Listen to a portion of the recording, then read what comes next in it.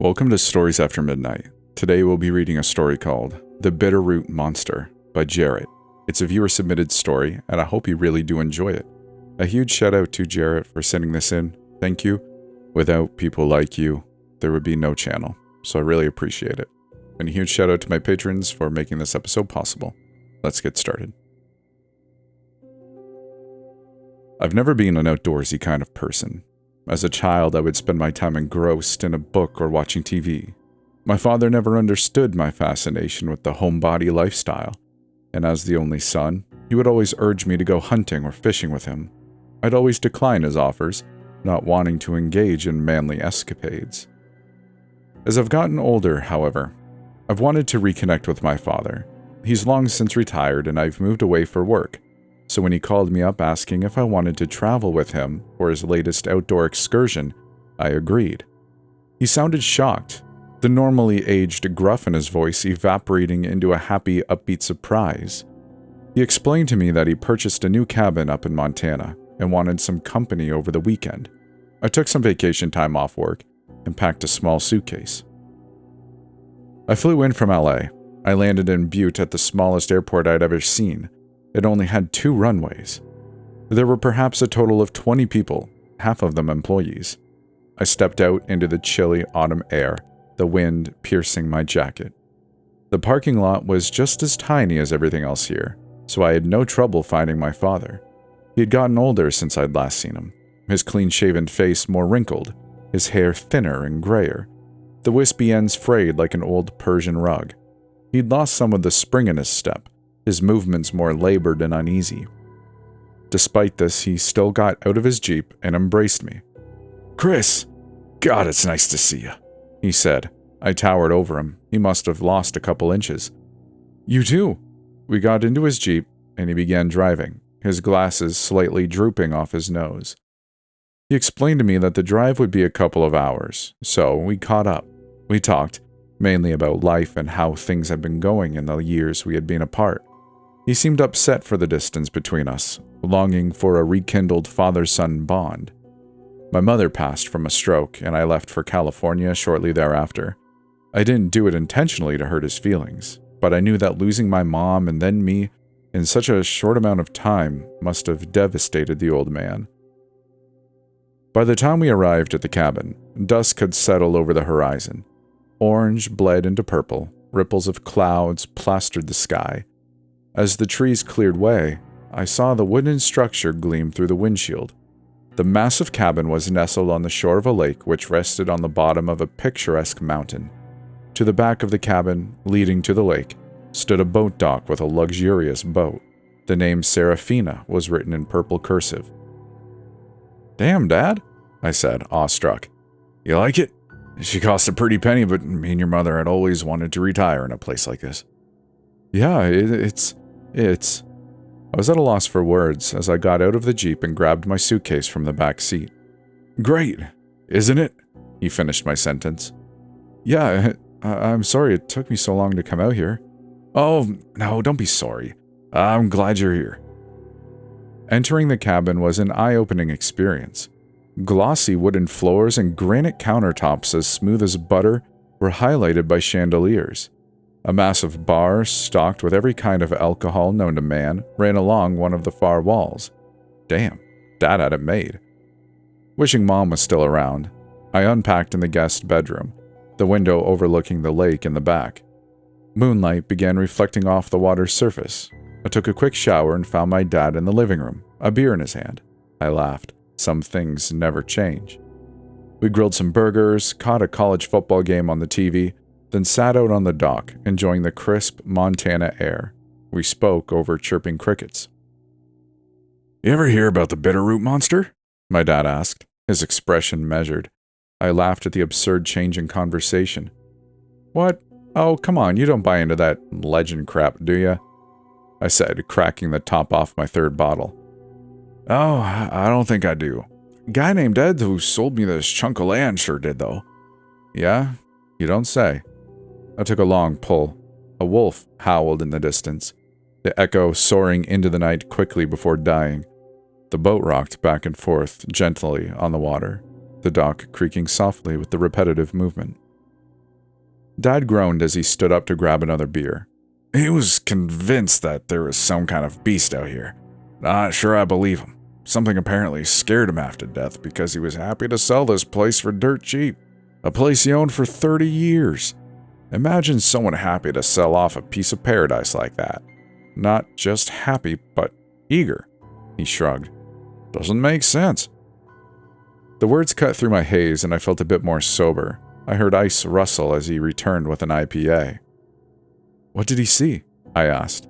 Dad grunted as he resumed his perch next to me. Oh, I don't know.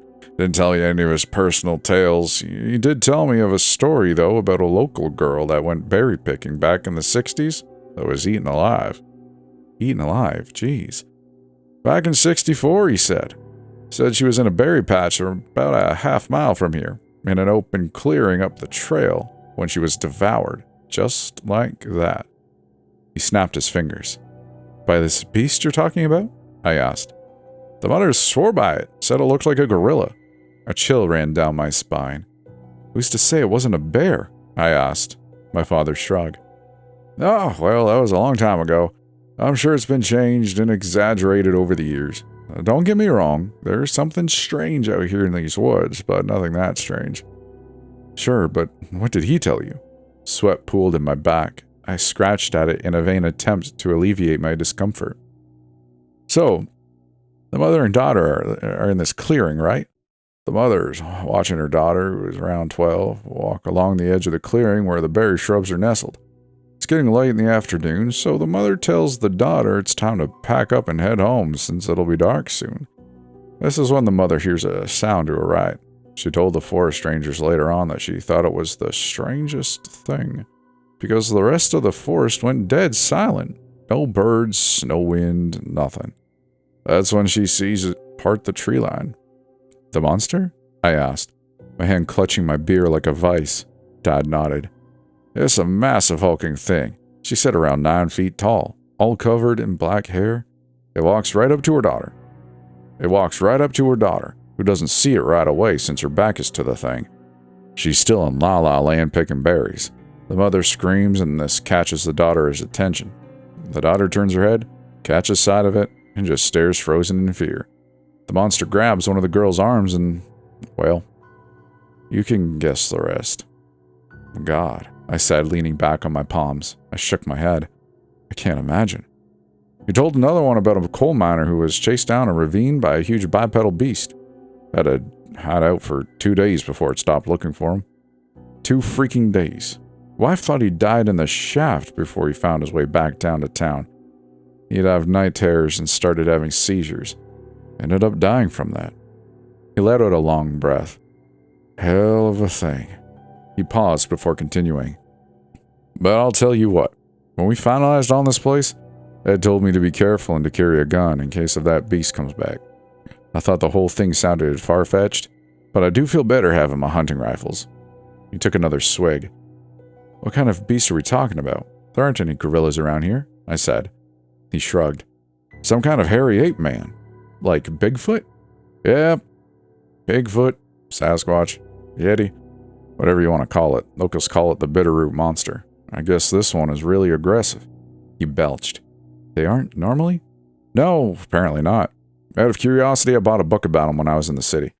The Bitterroot Monster exhibits violent behavior. Most of these creatures are passive and avoid humans. Not this one.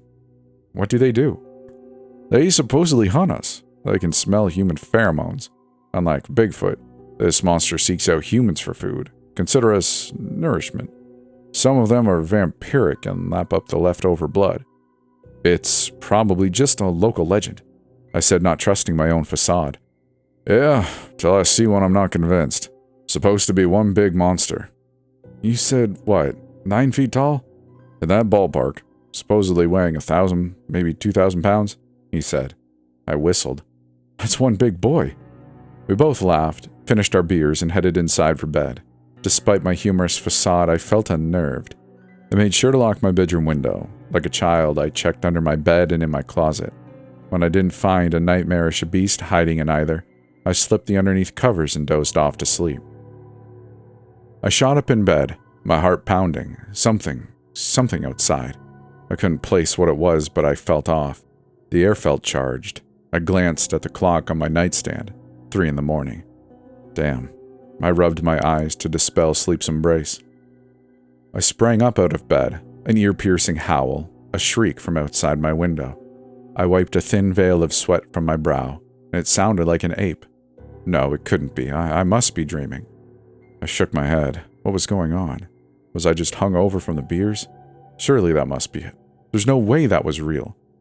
Dad's stories were suggestive. Yeah, that was it, coupled with the alcohol, plus I'm sleeping in a new area, a different bed. I'm just tired and dreamt about it. Or did I? It sounded so real. I heard leaves jostling as something stood up on the front porch. I peeled off my sticky sheets and sat up, craning my neck to see down the dark hallway. Empty. I stared for a while, and, satisfied that I was hearing things, laid my head back down on the pillow. I must have dozed off, because I awoke again. The sound was like a bomb blast. Loud, sudden, its energy bouncing around the inside of my skull like a basketball. Another barbaric shriek. If the last howl had been loud, this was deafening. I tensed up, my heart screaming from the surge of anxiety. Then, to my horror, I realized why the howl seemed so much louder. It came from inside the cabin. Muffled human screams came from the other bedroom.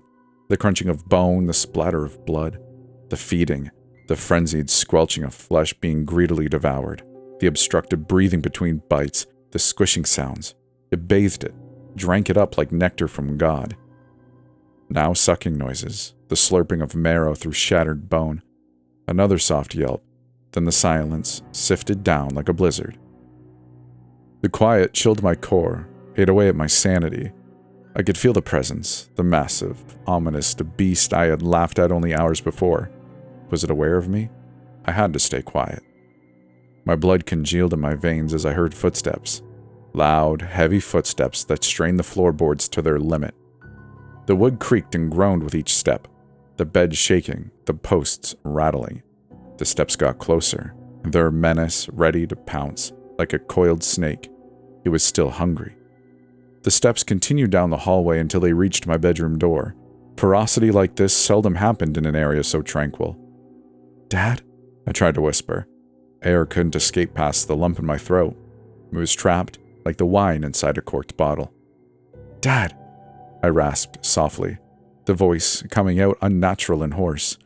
No response. I was in denial. This couldn't be. This couldn't be happening. He wasn't gone. No, this was a prank. Just a silly, stupid prank that had gone too far. We'd laugh about it over breakfast. Sure, he was an ass for doing it, but so what? I'd get over it. More steps shook free the cobwebs and falsehoods. Adrenaline surged within me as I slid underneath my bed like a scared little boy, covering myself with the bed skirt. I pulled my knees up to keep my feet hidden. I hoped I was out of view. The floor was dusty, the particles floating up into the dark air. I stared out, the skirt making the room blurry and out of focus. The doorknob rattled, the unsecured latch groaned, the unoiled hinge let out an agonized squeak. Something as large and dark as night pushed it open, its evil radiating into my soul. A black blob of color stood in the doorway, its massive, hairy feet shining in the moonlight. I stifled a scream as it got closer. An awful stench shot up through my nostrils. There was no question. The Bitterroot Monster. The bed had ornately carved side rails into which the spread was tucked neatly into, making my view unobstructed. Flat on my stomach, I wiggled deeper into my dark hiding spot by the headboard, further away from the door. I pressed my back against the faraway wall, my knees tucked into my chin. I was in the fetal position, like a baby being born. The beast simply stood on the threshold, surveying its surroundings. It would have seen a bed at noon, a small nightstand to the left and a dresser by the window. It had no reason to suspect I was in here. Or did it? Then, in front of the hairy feet, a single red droplet. Then another fat drop. This one splattering against the wood like a raindrop on a windshield. Finally a third, then a fourth.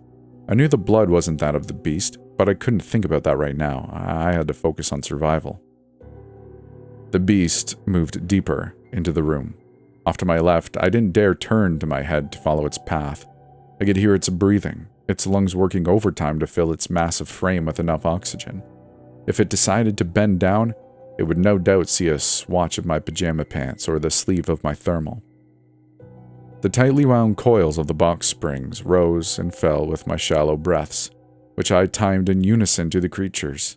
The pounding of my heart seemed to fill the entire area underneath the bed, adding to its already claustrophobic nature.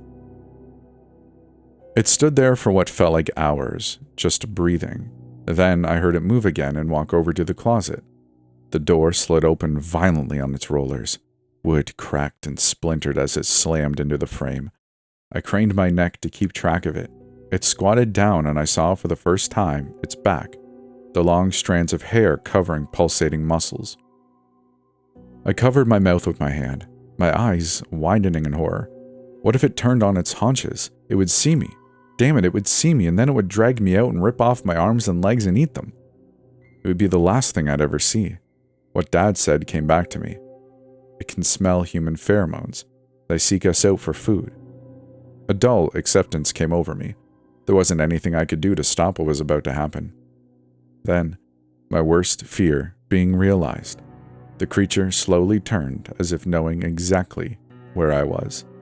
I locked eyes with it, its pupils burning a fiery red. Its face was ape-like, rounded cheeks, a large nose, high brow line and heavy jaw. Its blood-drenched lips drew outwards in a slouch, the teeth long and jagged in its mouth. Long strands of pitch-black hair covered its body, leaving no skin visible underneath. Its paws were leathery and gargantuan, sizable enough to crush a human skull with ease. It stared at me and cocked its head to the side, as if contemplating a decision that would no doubt kill me. It was going to happen. It would rip the bed off the floor and do to me what it did to my father. But it didn't. Instead, it rose and ran back down the hall, each step an earthquake. It let out another god-awful shriek that caused me to jump and bang my head against the wall. I heard furniture get overturned, the TV getting smashed, glass bottles shatter like they were being used in a bar fight. Then, as soon as the beast continued its tantrum, it stopped. I heard the front door fall off its hinges, as the cabin once again became preternaturally silent. Emptiness.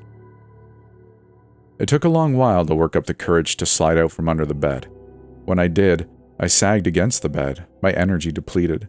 I could barely stand, my knees wobbly and unable to support any kind of weight. I panted and let my head drop into my hands. Tears sprang to my eyes. I had reconnected with Dad for one night, just one damn night, and now he was gone. Again. For good. I heard another whoop from outside. I turned my head and looked out the window. Standing on the boat deck, highlighted by the moon, was the Bitterroot Monster. Its massive frame turned to me. Its red eyes met mine again, before it jumped into the lake and swam to the opposite tree line, where it disappeared in the thick underbrush. The aftermath was a mess. I called the police, who, upon arriving at the crime scene, snapped handcuffs over my wrists. They were convinced I had carried out the vicious dismemberment of my father. His funeral was closed casket, and I had him buried next to Mom. It seemed fitting. Afterwards, I spent hours in interrogation, being bullied and harassed by detectives who wanted to go home early. They laughed at my story about the ape man. They told me I was on drugs and was hallucinating. Once the lab came back with gorilla DNA, however, I was let go. But it wasn't a gorilla after all. Montana doesn't have gorillas. But it does have its legends. Most are false and are nothing more than campfire tales. But take it from me, some legends are all too real. Don't find out like I did. I never planned to revisit Montana. For as beautiful as its countryside can be, there are evils lurking behind that beauty. Evil that man cannot comprehend. Evil that will butcher and kill and then sneak away unnoticed. People go missing in the woods every year that can't be explained by a bear or mountain lion. No, there are things far worse out there, and for your sake, I hope you never get to experience them. And that's the end of the story. I really appreciate you for listening. Thank you for taking a chance on this video and clicking on it. I really do appreciate it. And thank you to my patrons for helping make this episode possible. If you'd like to support the channel because you just love these stories, consider subscribing, liking the video, or commenting. Any sort of interaction helps. If you'd like to do further support, well, there is a Patreon that is available. If you'd like to come and talk to us, actually, there's a Discord that is full of fun people. I think you'd have a great time. It's not too busy. It won't keep you up at night, but it's just a good time. And if you would like to send me your story to read on this channel, go to storiesaftermidnight.com, where you can find a link to do so. But anyways, I've been rambling long enough. Thank you for putting up with me. We'll see you in the next one.